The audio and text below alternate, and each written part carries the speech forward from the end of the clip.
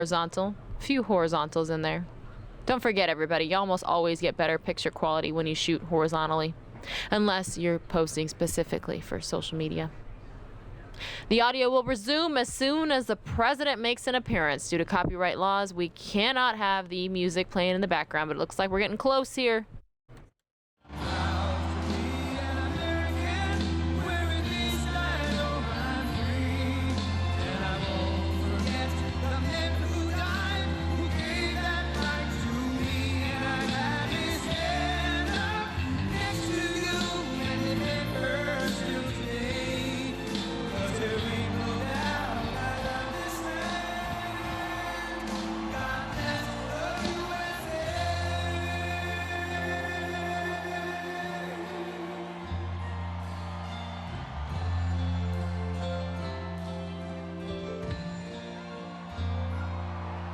From the lakes of Minnesota to the hills of Tennessee, across the plains from sea to shining sea, Detroit down to Houston, and New York to LA, where there's pride in every American heart, and it's time we stand and say.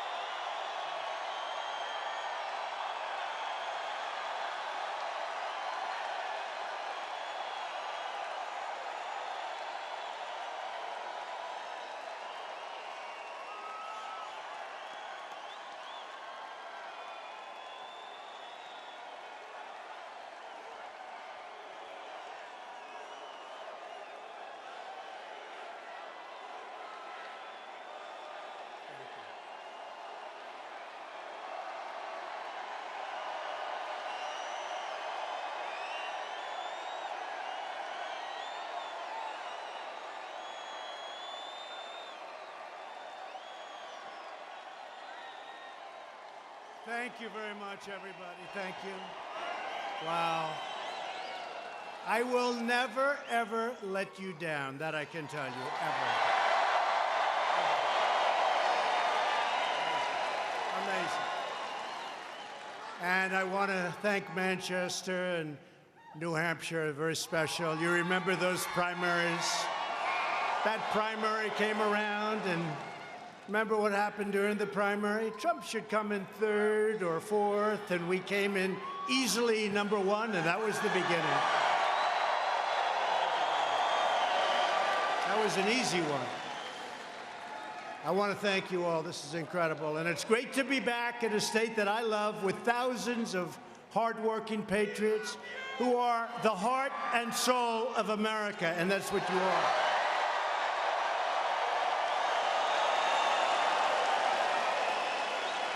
And we're actually here today to officially launch our campaign to win the great state of New Hampshire in 2020. And I saw some fake polls put out by the fake news media.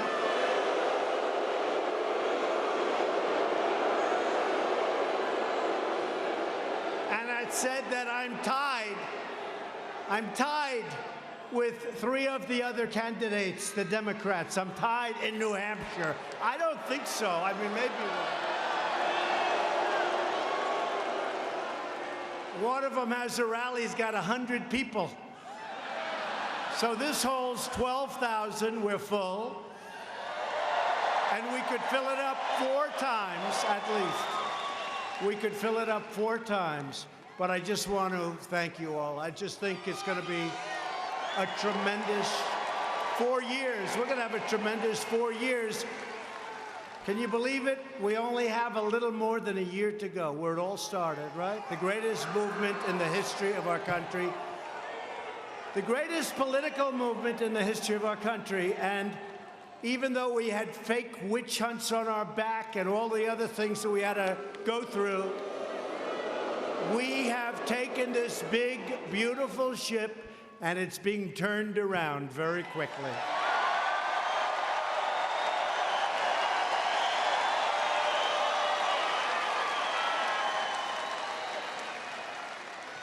Years ago, we campaigned across the country on a pledge to make America great again, and that's exactly what we've done.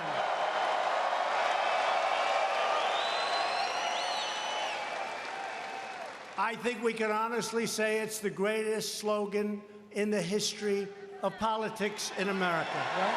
Make America great again.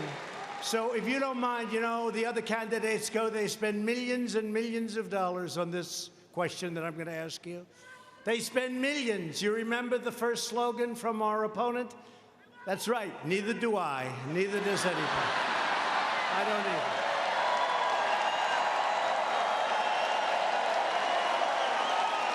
either. Nobody remembers.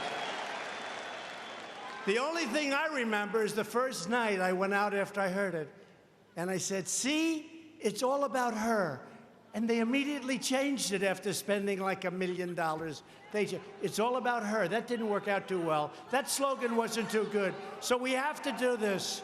We have to make a decision.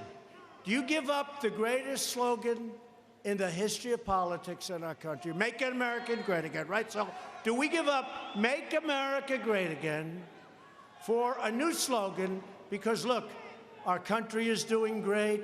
We are doing very well with China, despite the fact that they want to have you believe to the contrary.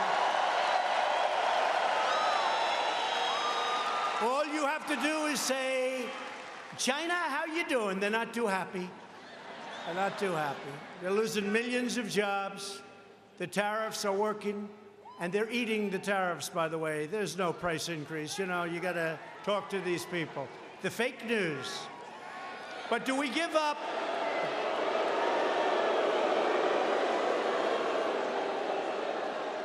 And by the way, the biggest beneficiary, you know who have been great? Our great farmers have been so incredible because they've been targeted by China. And frankly, they've been targeted for a long time, including by incompetent politicians. that have run this country for a long time. So we're making up for a lot of lost ground. But do we give up Make America Great Again for Keep America Great? Keep America Great.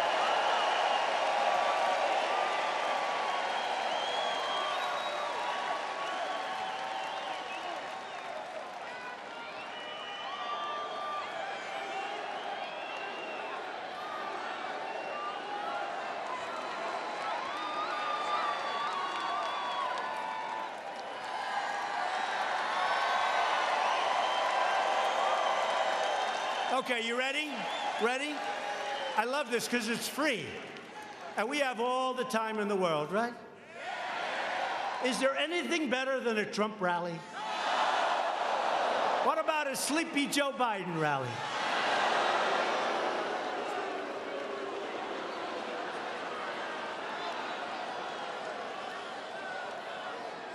Right? Well, he's made some beauties.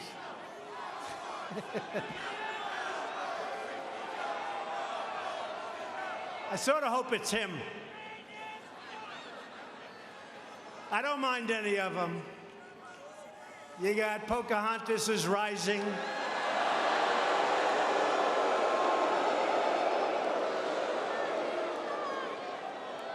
You got Kamala.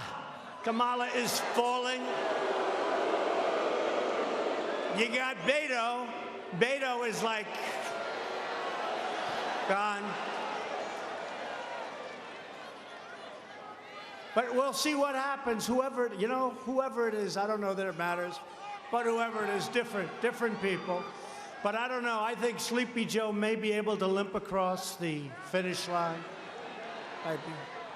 But today they announced that they're going to cut way back on his appearances because he is such a disaster, they're going to have fewer appearances. You've heard that, right? This is serious. They're going to cut way back on his appearances. Can you believe it? If I ever did that, it would be over.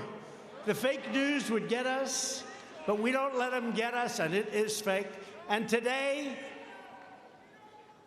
the deputy editor of the New York Times was demoted. Isn't that beautiful? Isn't that beautiful?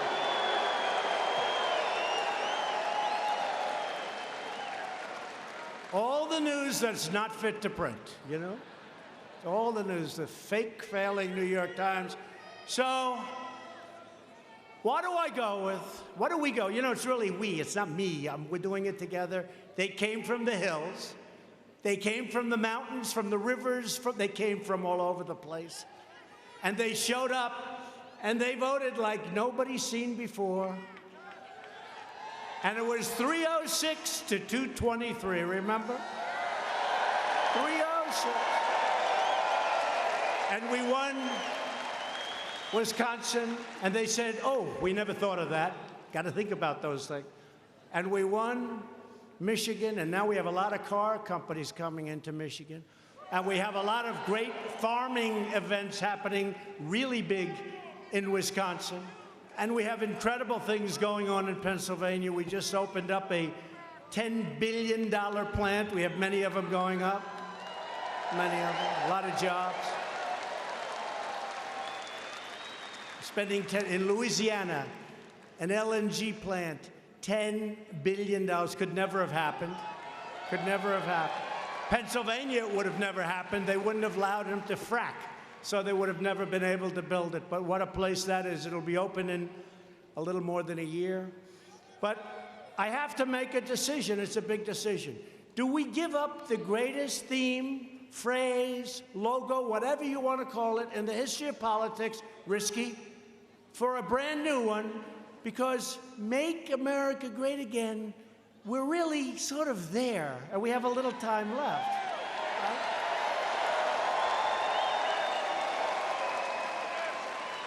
And now we have a group of socialists or communists, could be.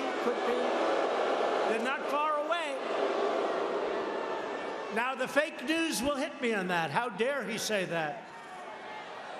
But they're not far away, right? They're not far away. 95% tax. Does anybody want to pay 95% tax in the room?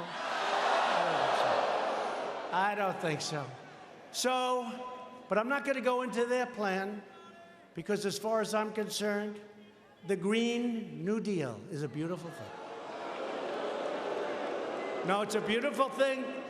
We want it to continue onward until about a month before the election. I will let them have it like you've never heard before. I don't want them to change. Too early. It's like Elizabeth Warren.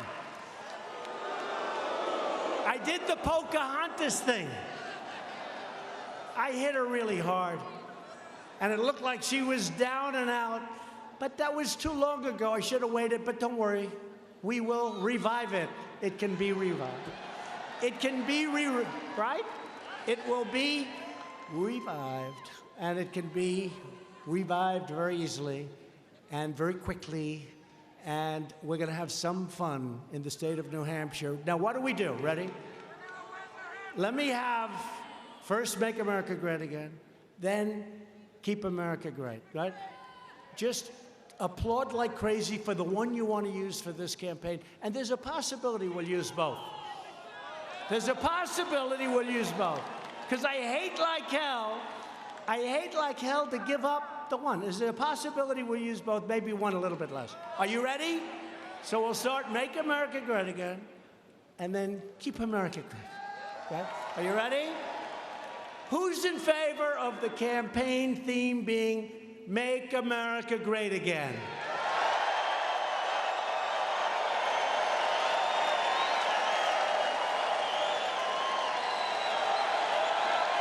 Okay. Who's in favor of our theme being Keep America Great?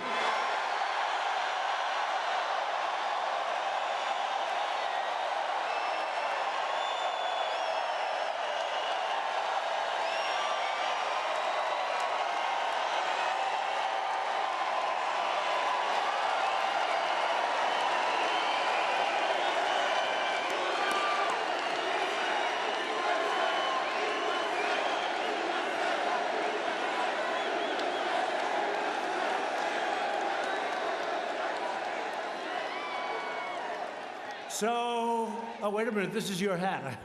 I was going to keep it, actually.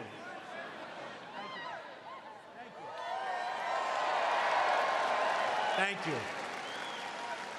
Thank you. So that's really been the reaction. I've done this before, big crowds, and it really is Keep America Great, because we have these socialists who want to take it away from us. They want to take it away. So it works good. Because until a couple of days ago, and that'll catch up very quickly, we have no choice. By the way, I never said China was going to be easy, but it's not tough, and they want to make a deal. We just spoke to them yesterday. They want to make a deal. They want to make a deal. They have to make a deal. And you know what? It'll be wonderful to make a deal. I don't think we're ready to make a deal. We're taking in billions of dollars in tariffs. And again, China's devaluing their currency. They're pouring out money. The prices haven't gone up, so that means we're taking in billions of dollars. We're not paying for it. And ultimately, their devaluations are going to hurt them very badly. They want to make a deal, and they should want to make a deal. But when you listen to the fake news, look at how many there are. That's unbelievable.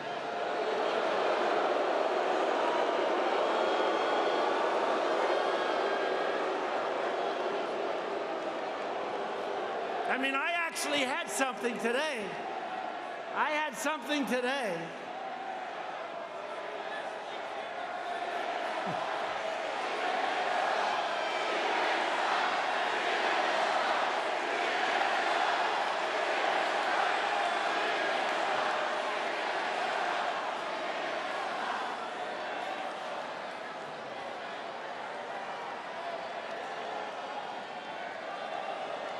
Are we sure that we're in New Hampshire?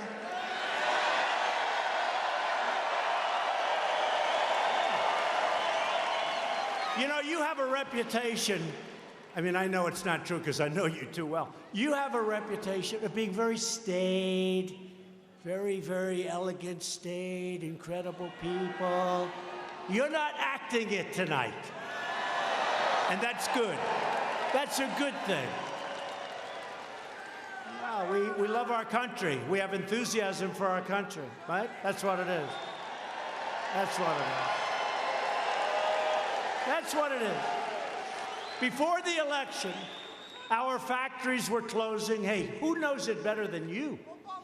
You're like central casting for the closing of factories.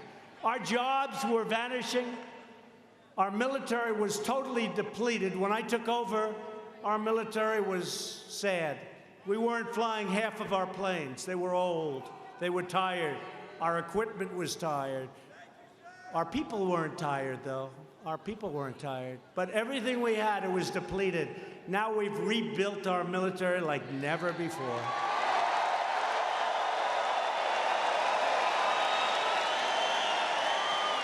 And all made in the USA, just so you know.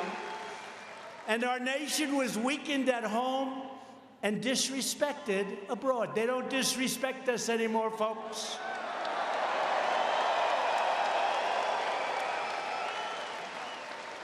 I got NATO to pay an extra $100 billion they weren't paying. They were delinquent. Many nations were, except for 7, many nations weren't paying what they were supposed to be paying. So we're supposed to protect them. They kill us on trade.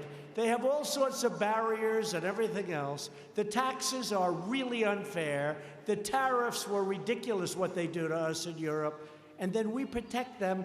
They don't pay. And I say, I'm sorry, folks, you have to pay. You have to pay. They were delinquent. They were delinquent. And my biggest fan is Secretary General Stoltenberg from NATO. He said until President Trump came along, we were going boom. They would have been finished very quickly. But I'm tired of paying for other nations anyway, I have to be honest with you. And today our nation is stronger than ever before. We're now stronger than ever before. You saw we ended the Iran disaster. How about that? We paid them $150 billion, $1.8 billion in cash. Cash, cash, cash. We got nothing. And they also want to make a deal. China wants to make a deal. And I will tell you, Iran wants to make a deal because the sanctions are not good for them. They are not happy. So we'll see how it all turns out, but it's in good hands. It's in good hands. The United States right now has the hottest economy anywhere in the world. We're rebuilding that awesome might that we were just talking about, our United States Armed Forces. America is working again. America is winning again. And America is respected again, respected like never before.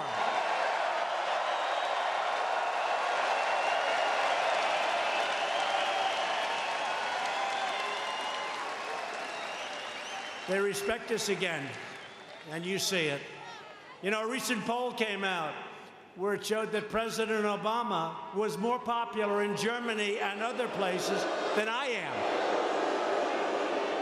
And I said, of course he's more popular. He's not demanding that they pay for their protection that we provide.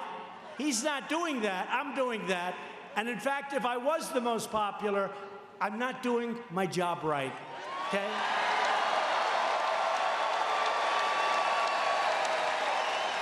So true. We've created over 6 million new jobs since the election. If I would have said that during the campaign, those people back there would have been headlines, headlines.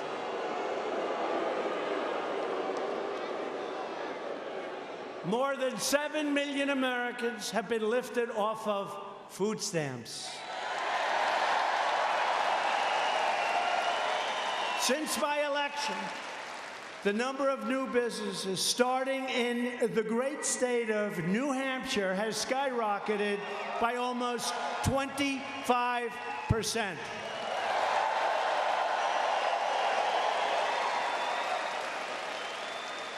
And you can't really go by my election. You got to go by November 9th, because, you know, The markets have gone through the roof since November 9th. That's the day after I won the election. So I won the election. The markets went up thousands of points. Things started happening. You started doing things that you would have never, even though I didn't get sworn in until January 20th. But they refused to do that. And let me tell you, if for some reason I wouldn't have won the election, these markets would have crashed. And that'll happen even more so in 2020. See, the bottom line is, I know you like me, and this room is a love fest, I know that, but you have no choice but to vote for me because your 401ks, down the tubes, everything's gonna be down the tubes. So whether you love me or hate me, you gotta vote for me.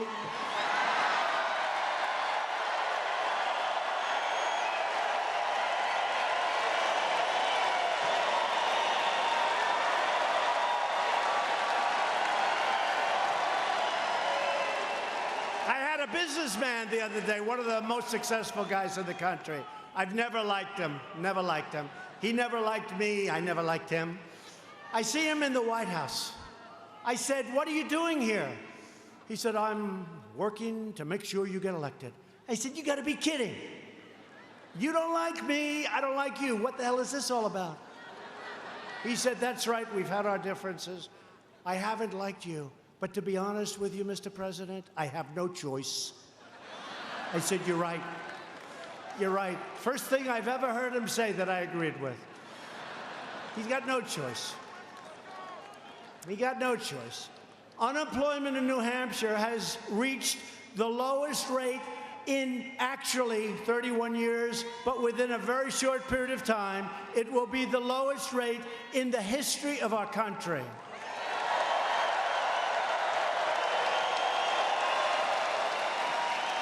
So think of that.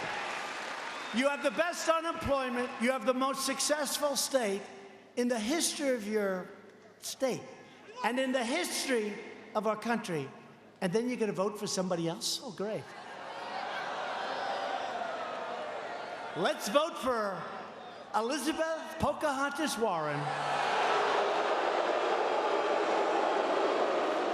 We have the best numbers we've ever had. Let's vote for somebody else. I don't think that's going to happen, folks. I don't think that's going to happen. Only with fixed polls does that happen. Unemployment for African Americans, you've heard me say this many times, I'm very proud of it. Hispanic Americans and Asian Americans have all reached their lowest rates ever recorded in the history of our country.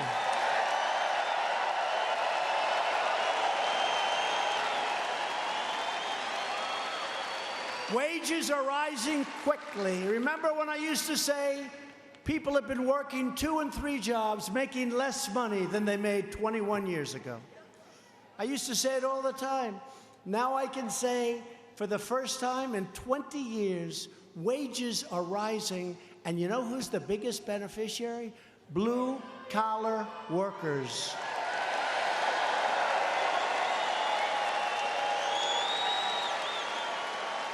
My administration is fighting to expand opportunity for citizens of every background and every race, religion, color, and creed. Very important. Because we are all Americans. We all share the same home. We all share the same heart. We all share the same dreams. We are all children of the same Almighty God.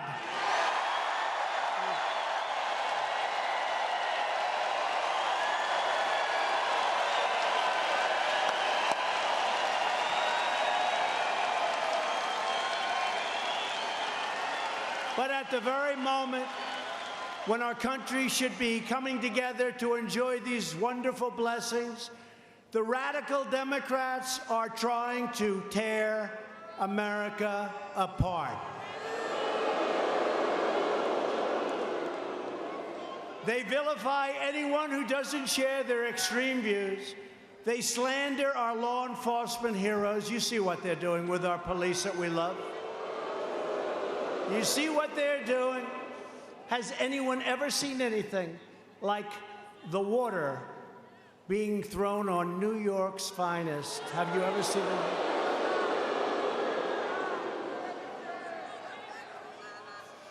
And I know a lot of New York's finest. They're not happy. They're not happy.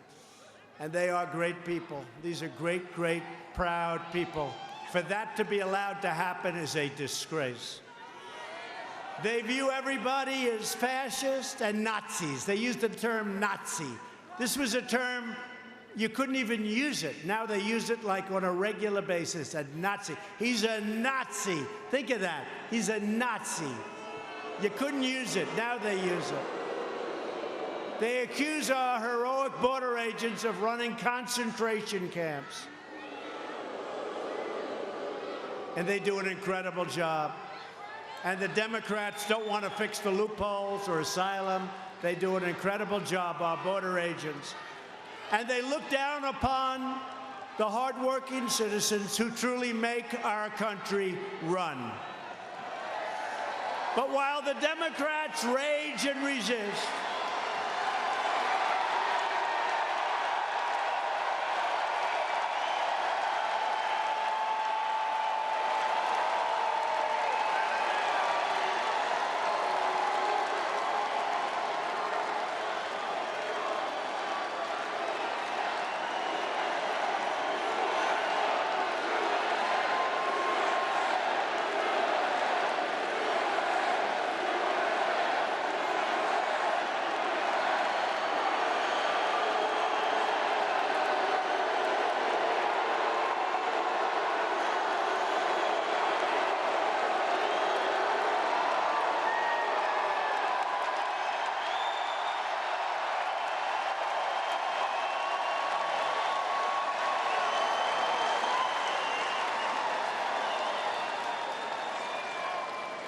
that guy's got a serious weight problem. Go home, start exercising.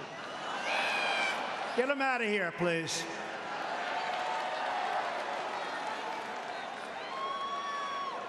Got a bigger problem than I do. Got a bigger problem than all of us. Now he goes home and his mom says, "What the hell have you just done?" We are continuing our incredible movement, the greatest political movement in the history of our country. There's never been a movement like this, never. Our movement is built on love, and it is. And we love our families, we love our faith, we love our flag, and we love our freedom, and that's what it's about.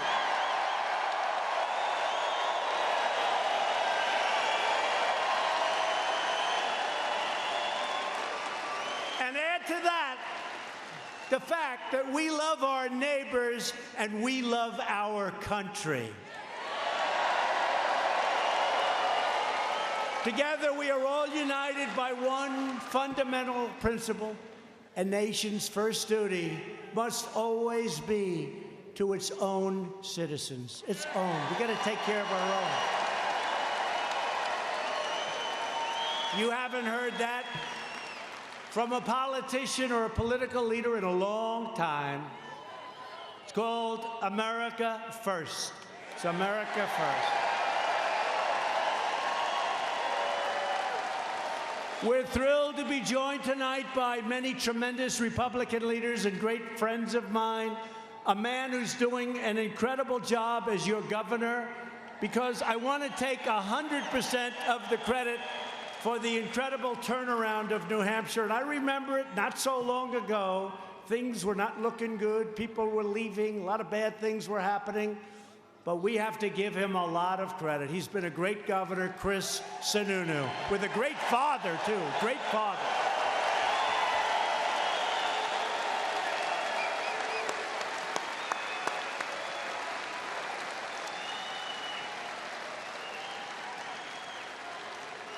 With a great father. His father was tough. Chris, your father was so tough. He was for somebody else in the primaries. And then one by one, I won here, I won there, I won there. And then when I won, his father got on and I said, "Oh, this guy kills me, he's so tough." And he said, "President Trump will be the greatest of all time." I said, "What happened? What happened?" He went from being the toughest critic to the best there is. So I want to say hello to your father. Okay, Chris, you'll tell him. Great guy. What a family. What a family. Thank you, Chris.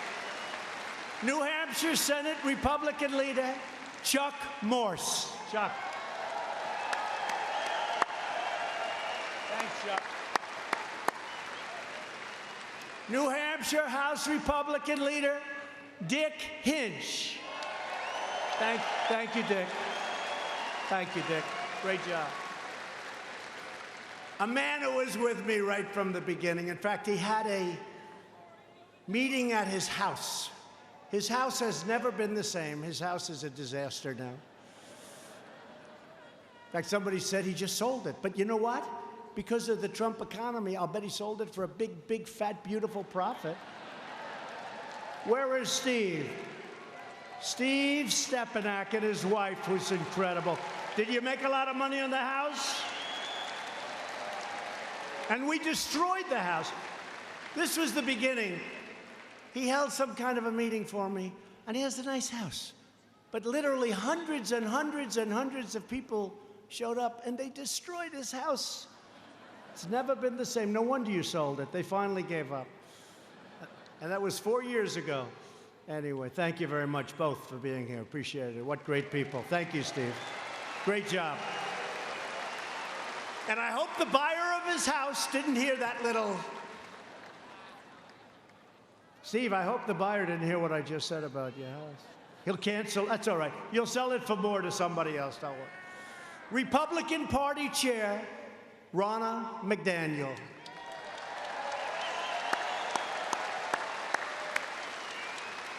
You know, Ronna headed up Michigan. And for many, many years, nobody won Michigan as a Republican. But I used to complain, and, you know, I'd go there and I'd say, they're stealing your car business. I'd go for years. In fact, 5 or 6 years before I even thought about running, for whatever reason, they named me Man of the Year in Michigan. I said, how come? I didn't even understand it myself, but I was named Man of the Year. I wasn't even political. That was years before I did this. But I was always complaining that our car business is being stolen. I mean, it's sort of obvious, right? Mexico now has 32% of our car business. It all left the state of Michigan. We are bringing it back at a level that nobody's ever seen before, our car business. But I went to Michigan, and my opponent was told that the Republicans, no way you can win Michigan or Wisconsin, that you just can't. And we had a campaign manager named Ronna McDaniel. And Ronna wouldn't stop. Sir, can you be here next week? I say, I don't know. Then I leave, and she said, sir, can you come back in 3 days? I said, I don't know. Then I do it, and she said, how about another time? And then on election night, she said, sir, it was 6 o'clock the day before the election. In other words, just a short while before the election, she calls me, sir, can you be here tonight? I said, tonight? And by the way, you know where I was? I was in New Hampshire. That's right.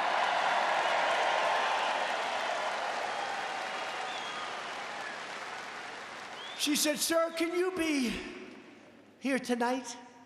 I said, are you sure? I started speaking at 1 o'clock in the morning. Now it's election day. We had 32,000 people show up.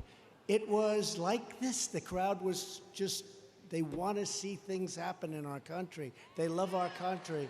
It went crazy. And I left, and I said, I don't know why we're going to lose Michigan. Why would we lose Michigan? Look at this.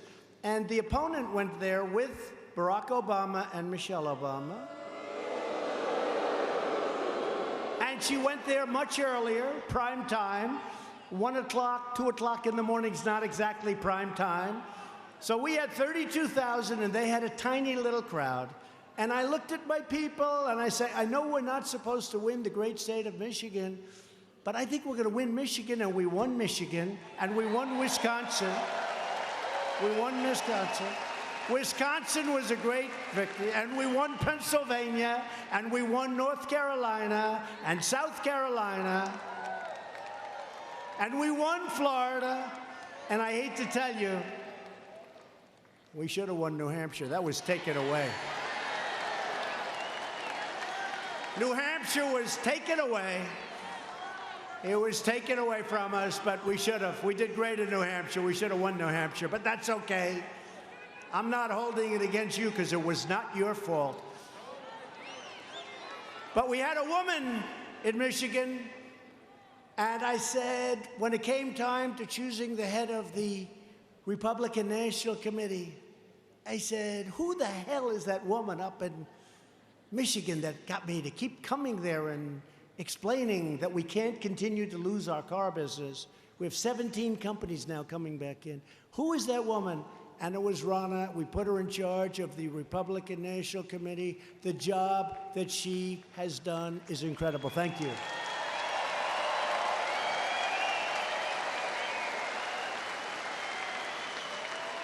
And the same with another man, our campaign manager.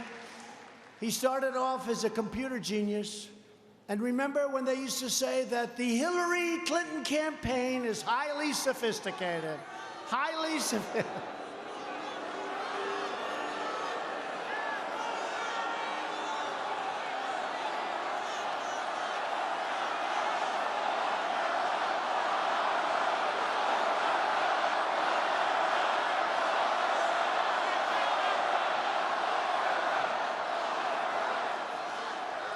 She did a lot of bad things, folks. 33,000 emails deleted after getting a subpoena from the United States Congress. 33,000.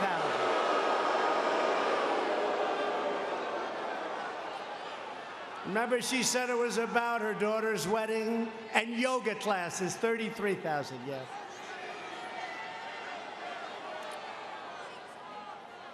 It was disgraceful. I will tell you this, we now have a great Attorney General.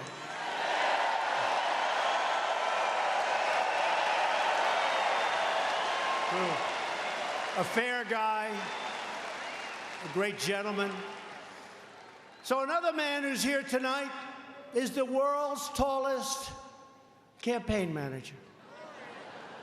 He is an unbelievable talent.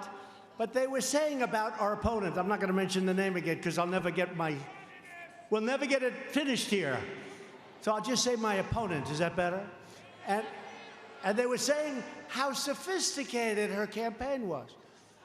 Except ours was far more sophisticated. And we had a man that did an incredible job. And he's now our campaign manager. And he's one of the tallest human beings I've ever seen.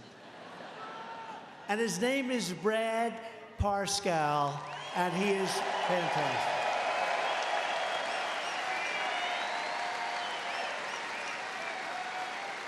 It's nice when you don't have to look for anybody. You just look over and you see a guy who's twice as tall as everyone. Great job, Brad. Thank you. How are we doing, Brad? Good. Doing good. Got great poll numbers. We got great poll numbers in a lot of states. Ohio, Iowa. You know, Iowa, every week that they campaign, our numbers go up. They're winning Iowa. We gave them ethanol, which is very important, a lot of things for Iowa. But every week we seem to be going up in Iowa because they're campaigning in Iowa. Wherever they go, our numbers go up. Somebody's going to have to explain that one to me someday, but we like it. A man who's a friend of mine, who was the greatest mayor in the history of New York City.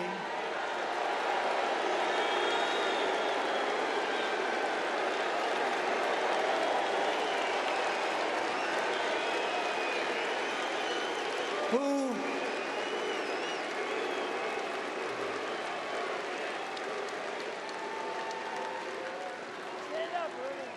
stand up, Rudy. Rudy Giuliani.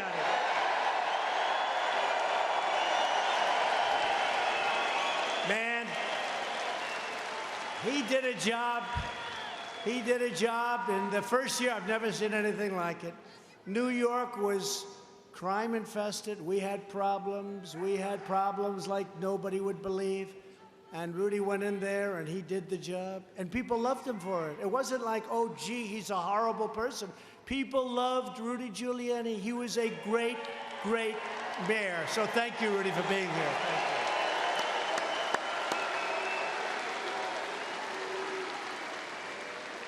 And the first person that I put on the campaign, he was driving me wild. He said, I'm saying you can win, sir. You can win.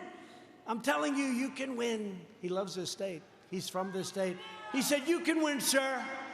I'm just telling you.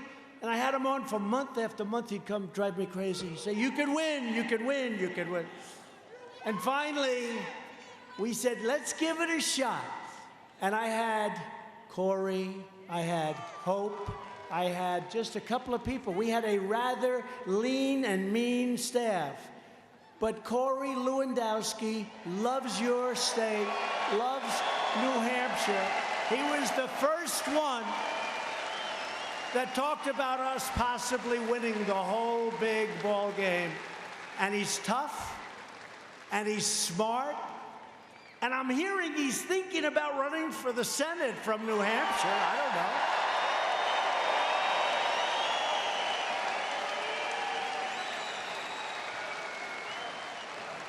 I think it'd be tough to beat.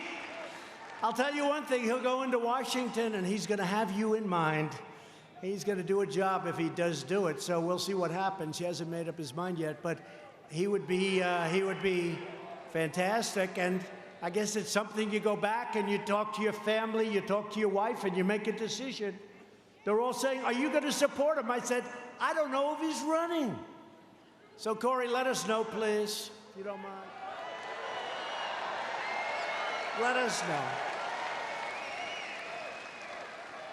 Our shared Republican agenda is pro-worker, pro-jobs, pro-family, pro-growth, and 100% pro-American. For decades and decades, the permanent politicians in Washington pursued the very opposite. They sold out our workers. You see it, you know it better than any place. When I talk about the horrors of NAFTA, the horrors of trade deals, I mean, I'm sorry to tell you this, I usually refer to New Hampshire. Nobody took it worse than New England, and nobody took it worse than New Hampshire. Now, here's the good news. I would never let that happen again, and Chris will never let that happen again.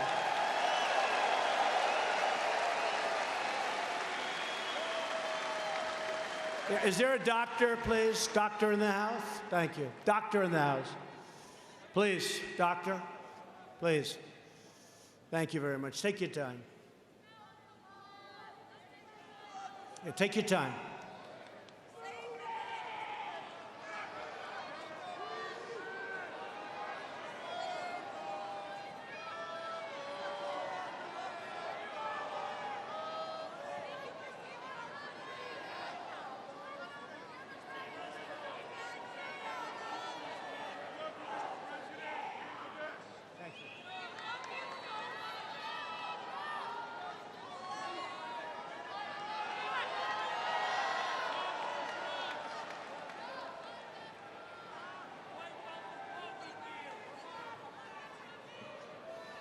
Take your time, fellas. Plenty of time.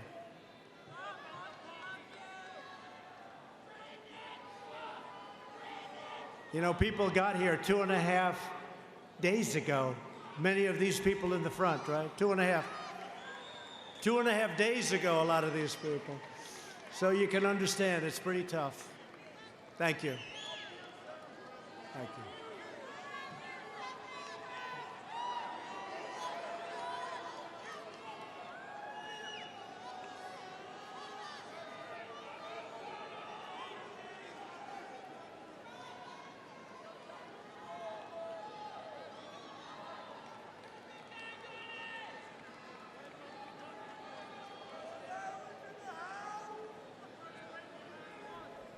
That's okay.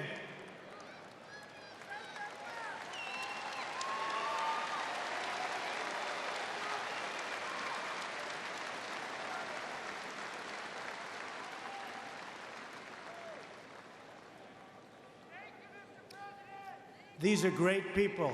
These are great people that love our country. Just remember.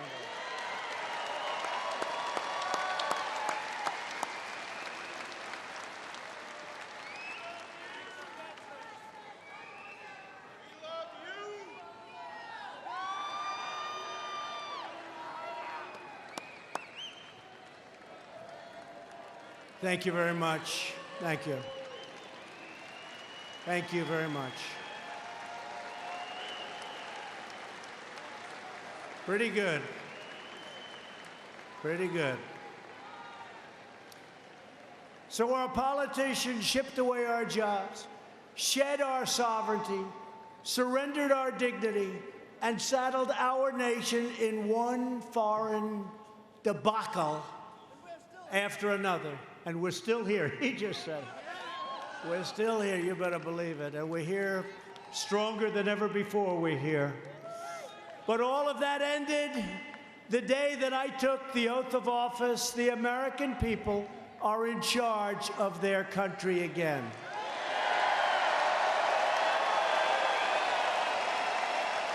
We cut a record number of job-killing regulations. They were strangling our country.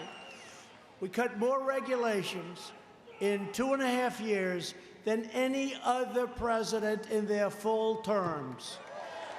4 years, 8 years, or in one case, more than that. Cut more than anybody. To get relief to working families, we passed the largest package of tax cuts and tax reforms in the history of our country. You're making a lot more money. You're making a lot more money, and you see it, and you know it because you see it in your paycheck every week. We ended the last administration's cruel war on American energy, and we are delivering a policy of American energy independence like you've never seen before. And in fact, if you look at the straits where we're having all of the problems, you look at the straits, number one, they're not touching our ships. They're not playing with our ships. They're taking them from this country, from that country, from that country. But you know what? Very importantly, we have very few ships going there anymore because we don't need that oil and gas.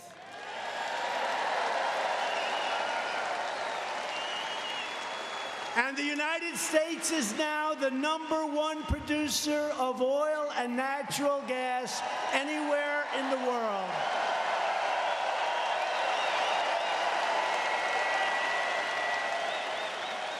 Every leading Democrat has pledged to abolish the American oil, coal, and natural gas industries that are fueling our economic boom. Can you imagine this? We're sitting on great wealth. They want to take it away from us. And the alternatives don't have the power. They don't have the power.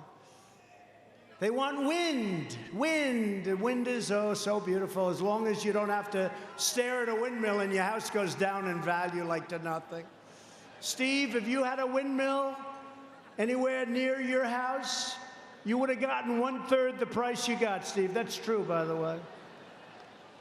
Steve's too smart to let that happen. We won't let them take it away from you. We are reversing decades of calamitous trade policies that shattered New Hampshire and your factories. They shattered your communities, and they shattered American power and American prestige all around the globe. New Hampshire lost 1 in 4 manufacturing jobs following NAFTA and China's entrance into the World Trade Organization, 2 of the worst deals ever in the history of our world, not just our country. Election after election, politicians came to your state pretending to have the courage to stand up for the American worker. Then they went to Washington and let other countries push them around and special interests buy them off and steal your jobs and take your companies. That's what happened. Me, I don't care about their campaign contributions. It doesn't matter to me, folks. We want to do a job. We want to do a great job. And we're setting records. And you know who's sending us the money? The small donors.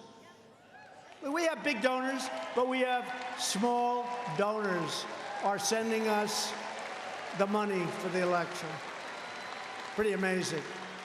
That's not supposed to happen to a Republican, but it's happening to this republic, and it's happening to you. Every vow that politicians made was broken, every hope was dashed, and every promise turned into a total betrayal of New Hampshire and of our country. But in this administration, we have something those sellout politicians could only dream of. It's called strength and commitment. We don't play games. We don't play games. After years and years of building up other countries, we are finally building up our country, standing up for our jobs, our workers, and standing up for our dignity.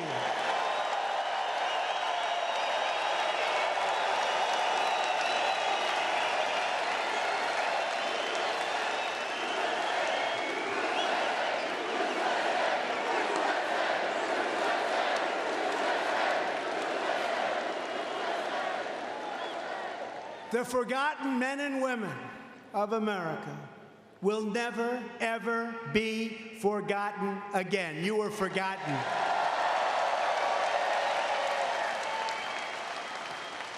The last administration with Sleepy Joe and Obama tried to ram through one of the worst trade deals ever negotiated, worse than NAFTA, worse than WTO.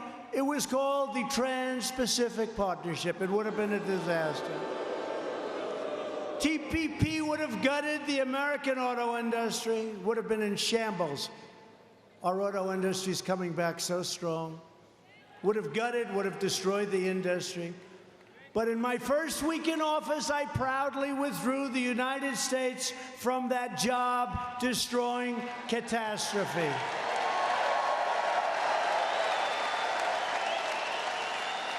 And we're imposing beautiful, well-placed tariffs, money comes in, on foreign countries that cheat our workers, steal our jobs, and break all the rules. I'm sorry. And by the way, they've been changing and charging tariffs on us for years. We have countries that charge us 100%, 200%, 297% in the case of Canada with your farm products. We're not going to stand for it. And man, did we turn things around. And we've just started. If companies don't want to pay a tariff, I have one simple solution. Come make your product in America. Come make your product in New Hampshire. Zero tariffs. Zero. Zero. No tariff.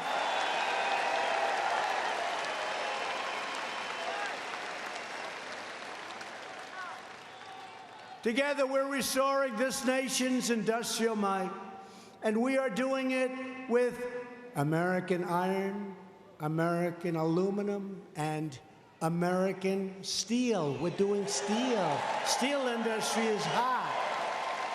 The steel, they were dumping steel all over. They were destroying our companies. U.S. Steel now, all of them, they're all expanding.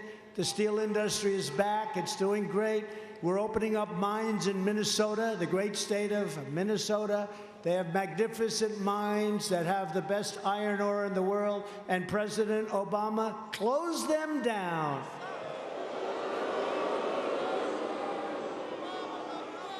Maybe we can get Representative Omar from Minnesota to open them up, but I don't think so. She'll open them up. I don't think so. Representative Omar, that's another one.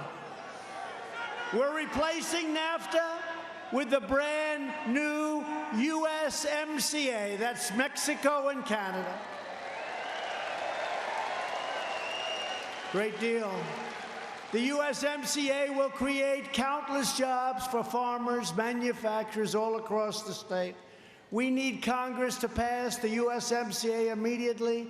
We'll make it a bipartisan deal. We don't even want credit. The unions benefit, the non-unions benefit, everybody benefits. It brings it back to fairness, and it makes it very hard for our companies to leave our countries, go to Mexico or Canada, We lose all our jobs, we lose all our taxes, we end up with empty factories and plants. It makes it almost impossible. We're not going to have that. That was my one rule that I had to have. It's going to be very, very hard for companies to do that. I've also taken the toughest ever action to stand up to China's chronic trade abuses. Earlier this month, the U.S. government officially labeled China for the first time ever a currency manipulator, another promise kept. While others allowed China to freely loot the U.S. economy, $500 billion a year, not million, billion, with a B. We've made it clear that the theft of American jobs and American wealth is over. Yet, today, the Wall Street Journal editorial board and some others continue to publish foolish articles that demonstrate that they understand nothing about trade or business, nothing. They advocate only economic surrender. They actually say, go to China, take off the tariffs, make a deal. I lose all the cards, we take off the tariffs. We don't have any cards. Think of it.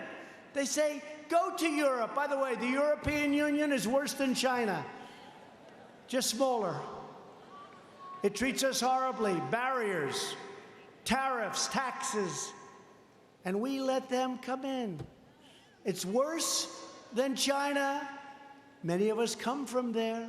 I do. That's what it's got going. That's about it. They treat us really badly. And many others, many others. India tariffs us probably higher than any nation anywhere in the world. We have tariffs of 100% on products and much more than that. India. So we're working on all of them. I called Prime Minister Modi. I said, Mr. Prime Minister, not fair. We got to change. We got to change. Got to change. And we're talking to them very seriously. We're talking to a lot of places. But when the Wall Street Journal comes out and they say, no, take the tariffs off. Go and talk to China. They've been trying to talk to them for 25 years. But actually, you know what? They really haven't. The fact is, the leaders that were in my position, they didn't do a damn thing. They didn't talk. They didn't talk. Past leaders followed the terrible advice of these editorial boards that are frankly totally inexperienced in business, I guess. And our industries were utterly decimated. Globalism enriches foreign countries at our expense. Globalism. I love our country. I'm the President of the United States of America. I'm not the President of the world.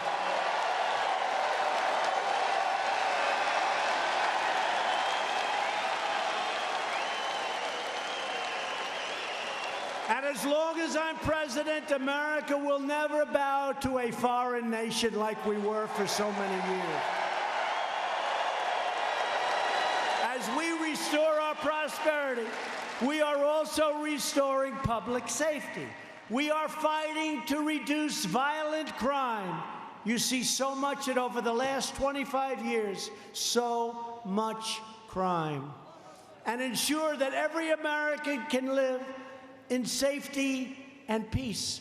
And yet, with all that you see, we've had one of the best years of crime prevention that we've ever had. Wouldn't seem that way, but it is one of the best years because those gentlemen that we just saw, the law enforcement, they do a great job.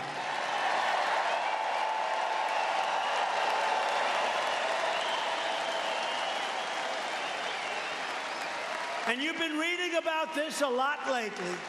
We are working very hard to make sure we keep guns out of the hands of insane people and those who are mentally sick and shouldn't have guns. But people have to remember, however, that there is a mental illness problem that has to be dealt with. It's not the gun that pulls the trigger. It's the person holding the gun.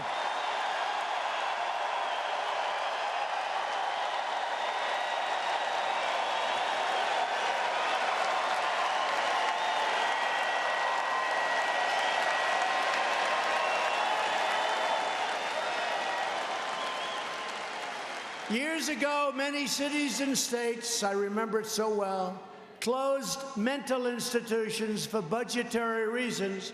They let those people out onto the street. You probably have your examples up here. I can tell you in New York, they closed so many of them, and they let really seriously mentally ill people out on the streets. And you see plenty of them today, even today.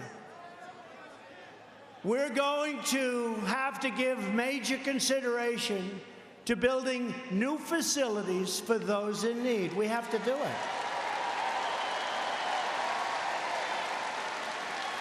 And at the same time, we will be taking mentally deranged and dangerous people off of the streets, so we won't have to worry so much about that. A big problem.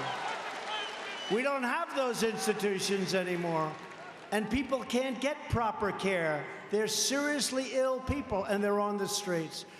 We can't make it harder for good, solid, law-abiding citizens to protect themselves. We will always uphold the right to self-defense, and we will always uphold the Second Amendment. We will.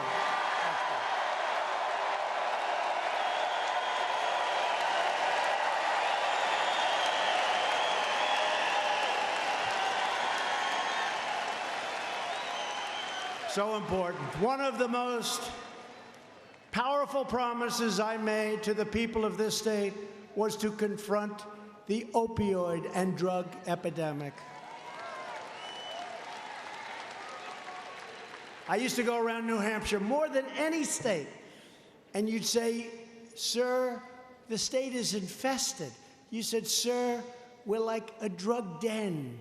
You tell me. And I didn't really see it.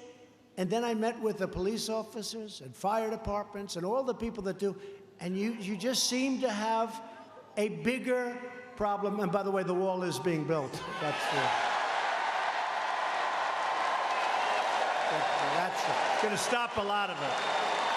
The wall's being built.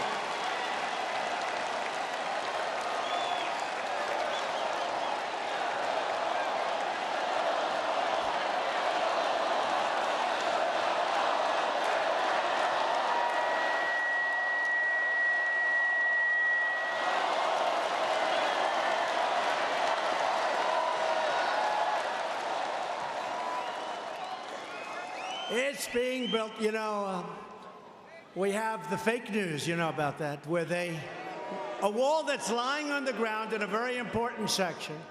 So we pick up the wall, it's in pieces. I mean, literally, it's gone. And we build a brand new 30-foot steel and concrete wall. And the fake media said, he didn't build a wall, that's just renovation. There was no wall. It's lying on the ground. People walk right over it. It's rotted, rusted, gone. We take it away. We put a brand new wall up. They give me no credit. You know why? Because they're fake news. That's why.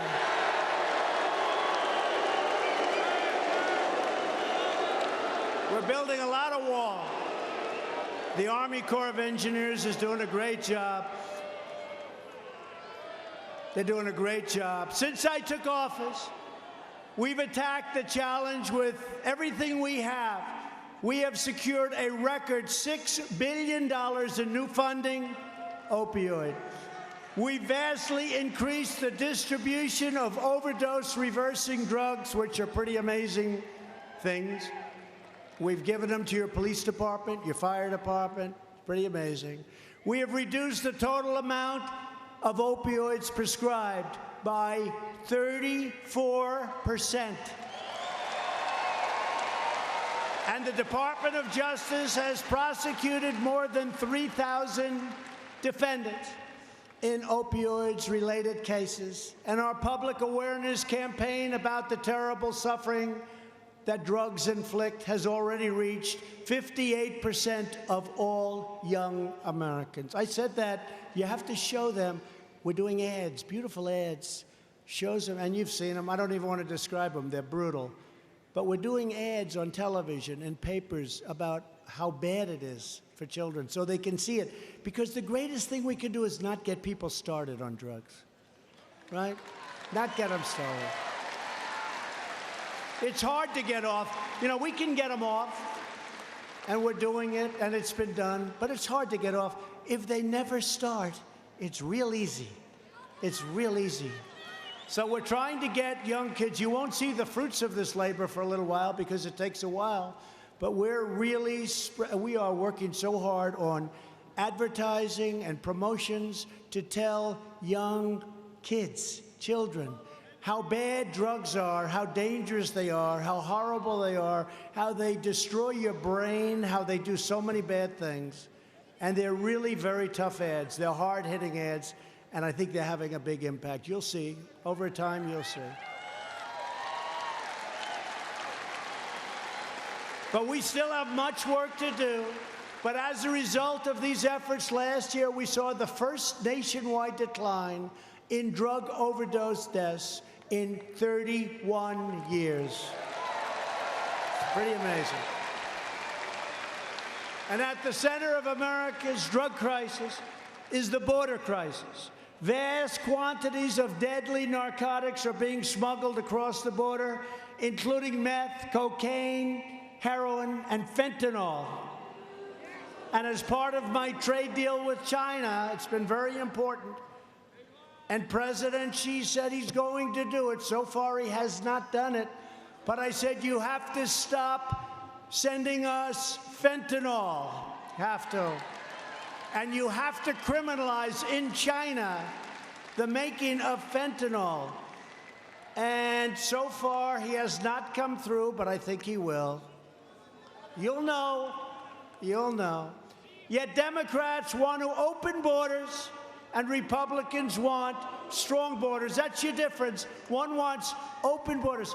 Who can even think of an open border? Think of it. Even though many people that come into our country are wonderful people, they're still coming in illegally. They're not coming in through merit. But what about the bad ones? We have serious, serious criminals that want to come in.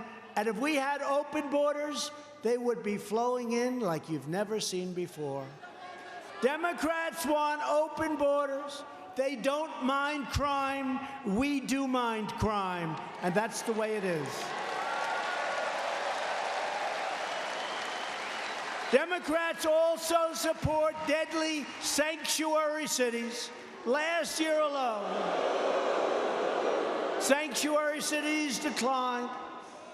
More than 17,000 requests from federal authorities to hand over criminal aliens already in their custody. In other words, 17,000 criminal aliens were released by these cities directly into U.S. communities. You don't understand even what the hell are they doing? What are they doing? 17,000. Republicans believe our cities should be sanctuaries for law-abiding Americans, not for criminal aliens. And we will always support the amazing heroes of ICE and Border Patrol, and we will always support law enforcement.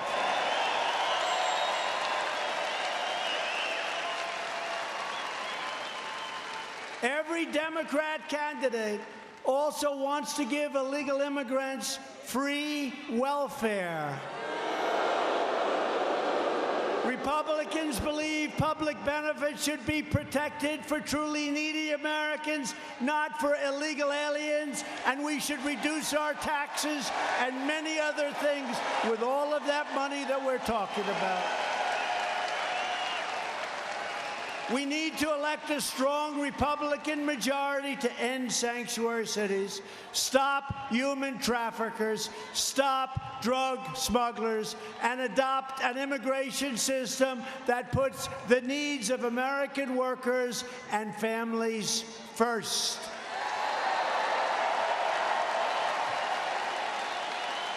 It's also time for Democrats to join with us to protect the sacred integrity of our elections by supporting voter ID, voter identification.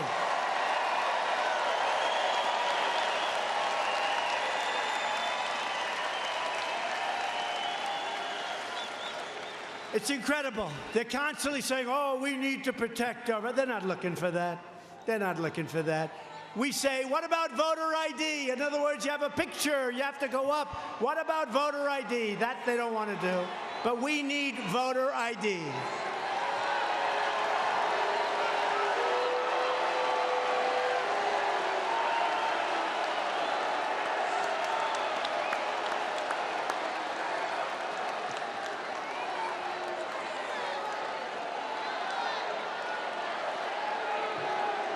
The Democrat Party has never been farther outside the mainstream.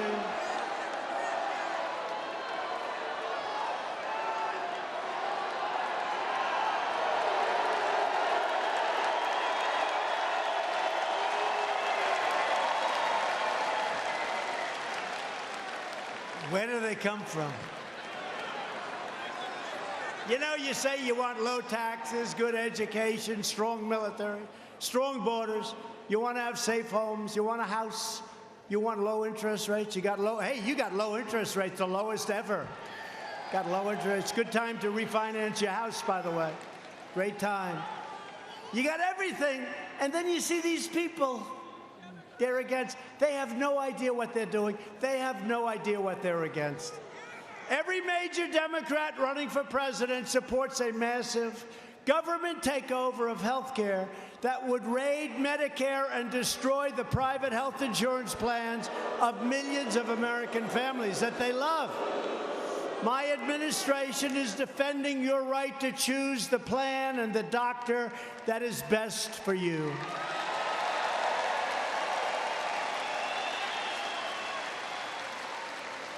The individual mandate is gone, the most unpopular part of Obamacare, and we almost have Obamacare gone. We're close. We would have had it before, but we had a vote that was a little bit surprising. I'm sure none of you knew who that vote was. We had it done, repealed and replaced, but it's going to happen, and I think it's going to actually be, in the end, actually better. You watch. So we got rid of the individual mandate, which was the most unpopular part of Obamacare. And we're running it better. You know, I had a political decision. Do I make it great? Alex Azar, our secretary. Do we run it well? And sort of say, hey, we run it well? Or do we run it badly and have everybody upset? We said we got to run it well, but it's still much too expensive. It's lousy health care. But we got rid of the worst part of it, individual mandate. Individual mandate, where you have the privilege of buying the right not to have to pay for expensive insurance that's no good, health insurance. And we won't, and you got to remember this, Republicans, and I speak for every one of them, we will always protect pre-existing conditions. We're going to protect, always. Right? Got to do it. Our ambitious campaign to reduce the price of prescription drugs has produced the largest decline in drug prices in 51 years. And the only decline in 51 years. We have launched a historic initiative to require price transparency, empowering you to choose the lowest price for yourself and for your family. Believe it or not, you didn't have the right to go in and price your drugs. Who could even believe this? I wonder if Big Pharma had something to do with that. So we're going to have transparency. Virtually every top Democrat also now supports late-term abortion, ripping babies straight from the mother's womb, right up until the moment of birth. And in the case of the Virginia governor, he's having a rough time. In his case, the baby is born. And then he goes to talk to the mother. The doctor talks to the mother. The baby is now born, wrapped, as he said. And then they decide whether or not to execute the baby. Who would believe that? That is why I've asked Congress to prohibit extreme late-term abortion, because Republicans believe that every child is a sacred gift of God.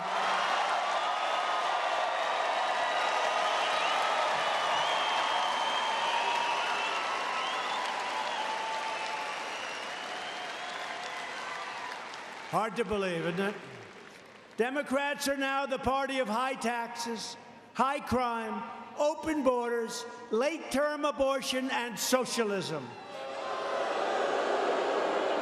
The Republican Party is the party of freedom. We are the party of the American worker, the American family, and the American dream, and I'm fighting for you each and every day.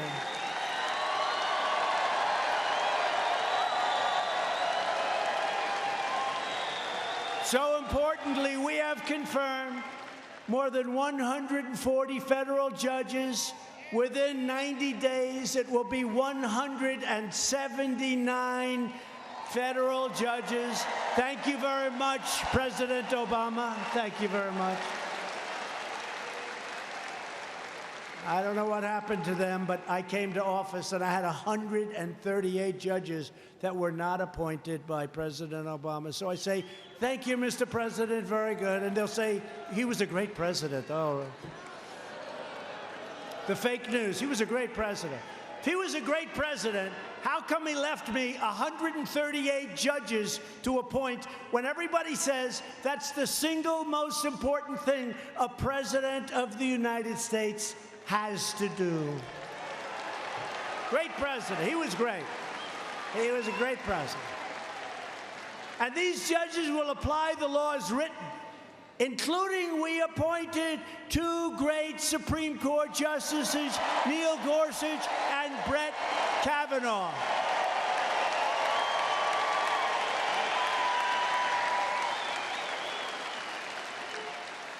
And to help patients with life-threatening illnesses, we also passed something I'm so proud of. 44 years they couldn't get it passed.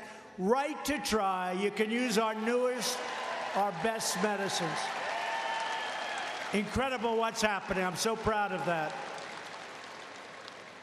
And this from forever, 5 decades, we passed for our great veterans VA choice and VA accountability.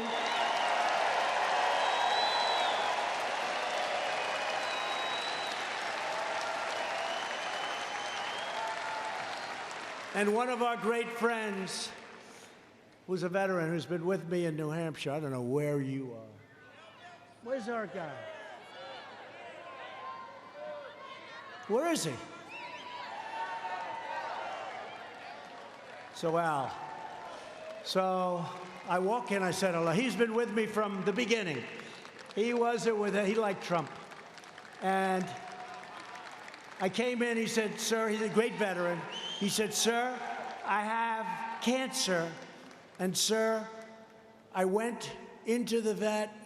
They were very, very late. They had problems. I'm not blaming them. But they gave me the right to go out and get a great cancer surgeon. He had his operation. You look much better than you did 3 years ago, Al. Much better. Much better.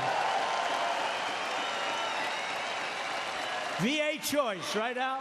VA choice. Great story. Thank you very much. And thank you for your loyalty. He's been to every rally I ever gave in New Hampshire, right from the beginning. I got so tired of looking at him. He'd always be here. Now look at him. Now he's sitting in very good. That's good. But I appreciate that story.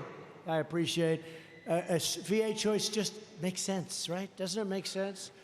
We've achieved record funding for the United States military, $716 billion, $700 billion, and $738 billion, and it's almost completely rebuilt, including, and we hope to God we never have to use it, we have the finest, most powerful nuclear capability anywhere on the face of the earth.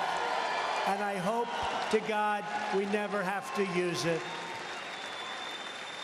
We're investing in the future of human space flight, and someday soon American astronauts will plant the stars and stripes on the surface of Mars.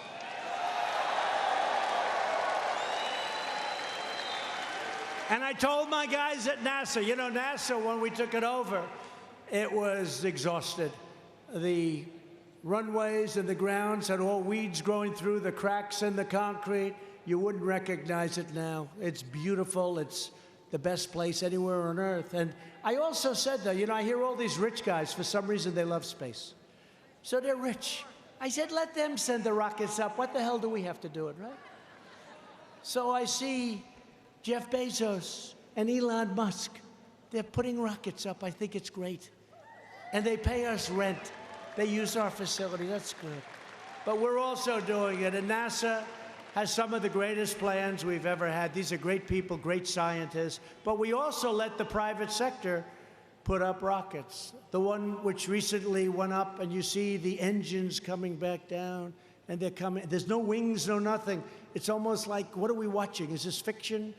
And they come down, and they save all of the propellants, all of the really the most expensive parts.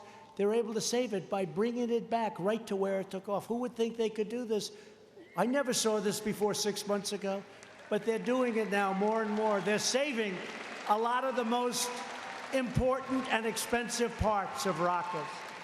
So we have a lot of rich guys paying us a lot of rent, but we're also doing it ourselves. To protect America's security, I withdrew the United States from the horrible, one-sided Iran nuclear deal.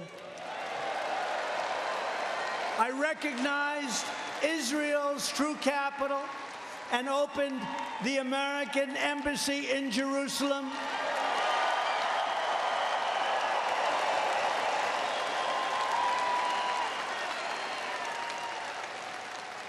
And just 3 months ago, we also recognized the Golan Heights as being a part of and protected by Israel. For years, you watched as your politicians apologized for America. Now you have a president who is standing up for America, and we are standing up for the people of New Hampshire. Thank you.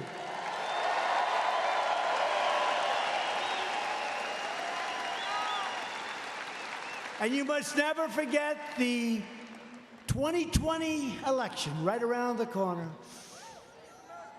2020 right around the corner. And it's about one thing. You know what the one thing is? You. It's about you. It's about your family. It's about your future. And it's about the fate of your country. So when we ran together last time, we said, the most important election. We had to turn it around. This country was going bad. You see what happened to Venezuela with socialism. Venezuela 15 years ago was one of the richest countries. Now they don't have water, they don't have food, they don't have anything.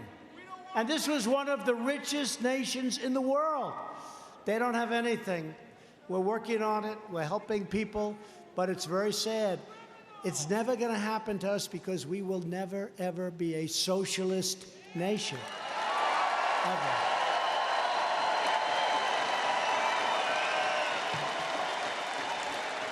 No matter what label they use, a vote for any Democrat in 2020 is a vote for the rise of radical socialism and the destruction of the American dream. We have a dream. It's a great dream.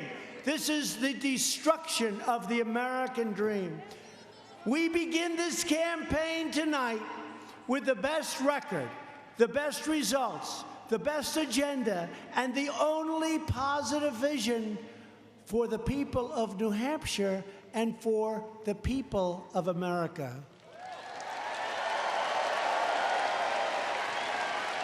Together, we will lift millions more citizens from welfare to work, dependence to independence, and poverty to prosperity. Millions and millions of people.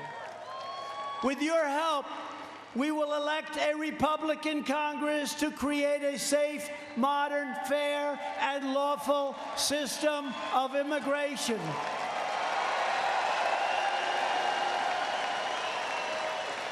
We will enact trade deals that are already happening that ensure more products are proudly stamped with that beautiful phrase, "Made in the USA." We will achieve new breakthroughs in science and medicine, ending the AIDS epidemic in America and finding new cures for childhood cancer. And something I never thought I'd be able to say, within one decade, the AIDS epidemic in the United States will be gone. Think of that. Did you ever think you were going to hear that? No, did you ever think you were going to hear that? The work they've done on AIDS is incredible. It's an incredible thing. When they told me that, it's just shattering. It breaks your heart what's happened. But think of it. In 10 years, the AIDS epidemic will be eradicated. So great. Who thought that was going to be happening? Who thought I'd be able to get to say that so early in what we're doing together? We will defend privacy, free speech, free assembly, religious liberty, and the right to keep and bear arms.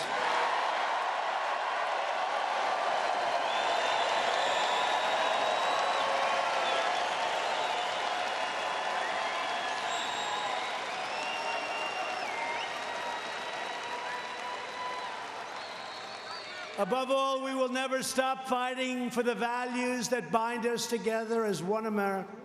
We will support, protect, and defend the Constitution of the United States.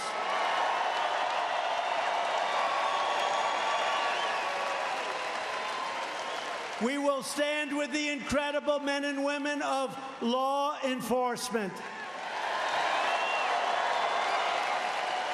We believe in the dignity of work and in the sanctity of life. We believe that faith and family, not government and bureaucracy, are the true American way. We believe that children should be taught to love our country, honor our history, and to always respect our great American flag.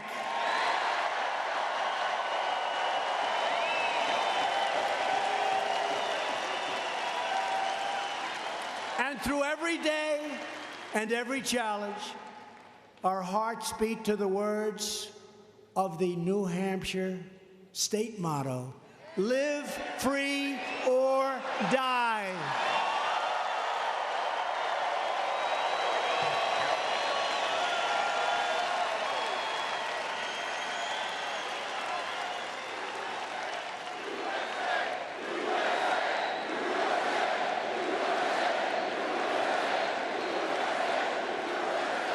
We are fighting for every American mom and dad who wants to protect this land of liberty for their precious, beautiful children.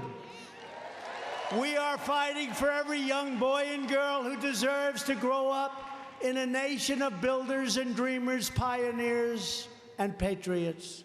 And we are fighting for every citizen of the greatest republic on the face of this earth.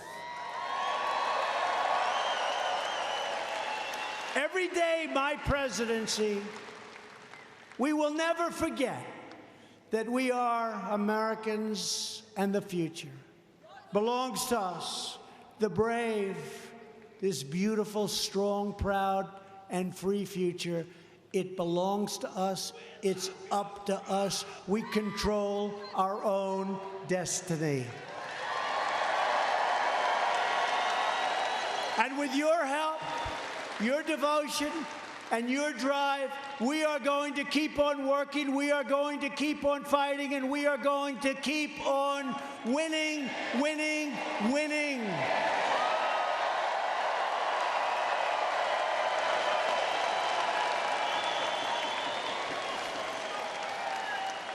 We are one great movement, one people, one family, and one glorious nation under God. And together we are making America wealthy again. We are making America strong again.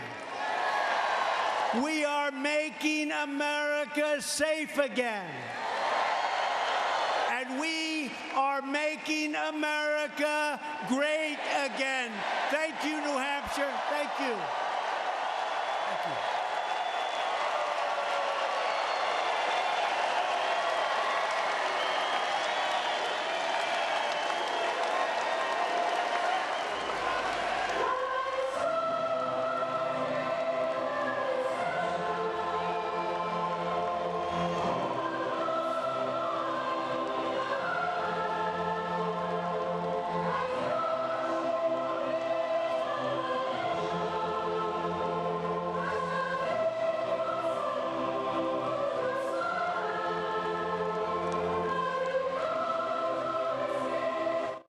All right, everybody, you've been watching News Now, which is a part of Fox10Phoenix.com. My name is Pilar Arias. I would like to thank you for watching President Trump rally in Manchester, New Hampshire.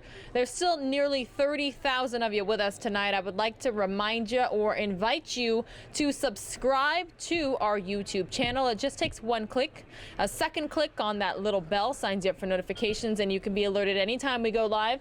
We've got cameras not just here in Phoenix or Arizona or the southwestern part of the United States, not even the whole U.S. We've got cameras sometimes worldwide, live, raw, unedited feeds that we can take at any time for you when breaking news happens and show you the situation as it's unfolding, just like we did yesterday with the situation with 6 police officers shot in Philadelphia, Pennsylvania. So we are hearing that our sister station, Fox 11 Los Angeles, is flying to a police chase in Hollywood, California. When they get to the scene, if the police chase is still